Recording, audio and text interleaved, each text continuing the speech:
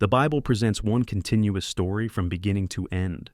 It is not simply a collection of separate writings. It explains why the world looks the way it does today, why suffering exists, and what God will do to correct it.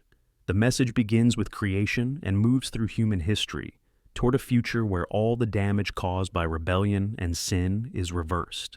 Understanding this larger picture helps make sense of every individual event in the Bible. Everything leads back to one central purpose and one central conflict that must be resolved. The story begins with God creating humans to live forever in perfect conditions.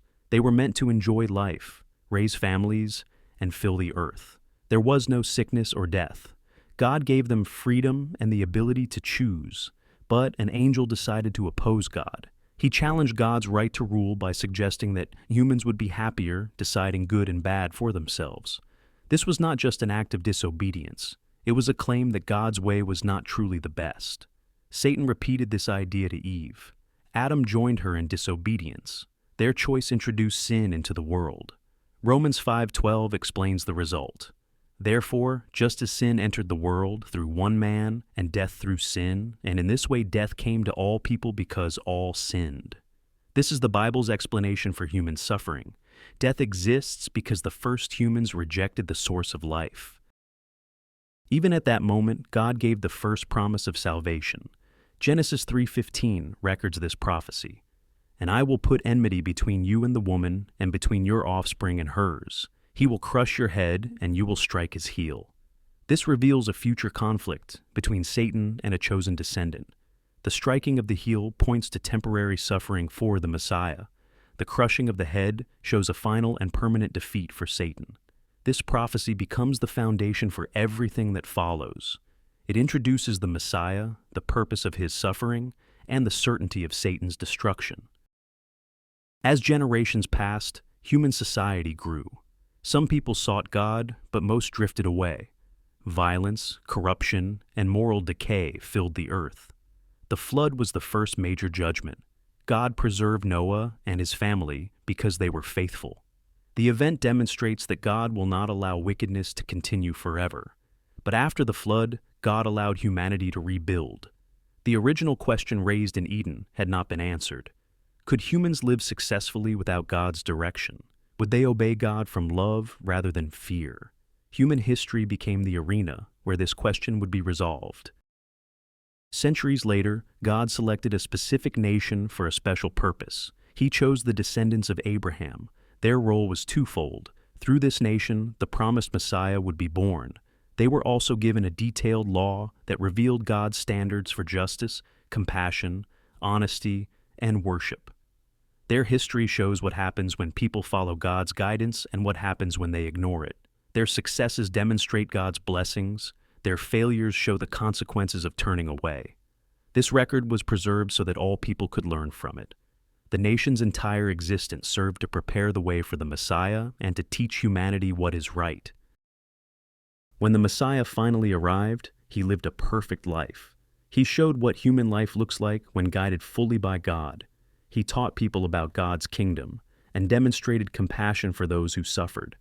But his most important role was to provide the ransom that could free humanity from the consequences of Adam's sin. Hebrews 9:28 states, "So Christ was sacrificed once to take away the sins of many. His death satisfied justice and made forgiveness possible. His resurrection proved that God can restore life.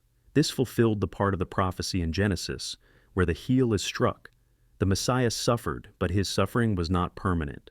His future role includes destroying Satan and removing the effects of sin completely. A major part of that future work is the 1,000-year kingdom. During this period, the Messiah rules the earth and brings humanity back to the condition God intended from the start. Revelation 22-3 describes what happens next. He seized the dragon, that ancient serpent who is the devil or Satan, and bound him for 1,000 years. He threw him into the abyss and locked and sealed it over him to keep him from deceiving the nations anymore until the 1,000 years were ended. During this time, Satan and his demons cannot influence humans. Those who survive the final judgment at the end of this system will live under ideal conditions. People will learn the truth clearly. Their minds and bodies will be restored. Suffering will disappear. the world will begin to reflect God's original purpose once again. At the end of the 1,000 years, Satan is released for a short time. Revelation 27:8 says, "When the 1,000 years are over, Satan will be released from his prison and will go out to deceive the nations." This final test is essential. It shows who genuinely chooses God's way after experiencing the blessings of the kingdom. Those who follow Satan again reveal their true desires. Those who remain loyal prove that obedience comes from the heart. The test settles the issue raised in Eden permanently. After this, Satan, his demons, and all who choose rebellion are destroyed. Revelation 20:10 describes the outcome. "And the devil, who deceived them, was thrown into the lake of burning sulfur. This is the crushing of the serpent's head. From this point, there is no more rebellion and no more distortion of truth. God then completes his purpose for humanity." Revelation 21:4 describes the restored world. "He will wipe every tear from their eyes. There will be no more death or mourning or crying or pain, for the old order of things has passed away." This is the final destination of the Bible's entire message. A world free from suffering, a human family living in peace, a creation fully restored to the condition God intended from the beginning. The core message of the Bible is centered on one great issue: can humans live happily under God's direction? Satan claimed that they could not, and that God's authority was restrictive and unnecessary. God allowed time for this question to be examined. Human history shows the consequences of rejecting God's guidance. The future kingdom will show the benefits of living in harmony with God. When all evidence has been gathered and every question is resolved, the universe will be secure forever. God's purpose for the earth and for humanity will be completely fulfilled.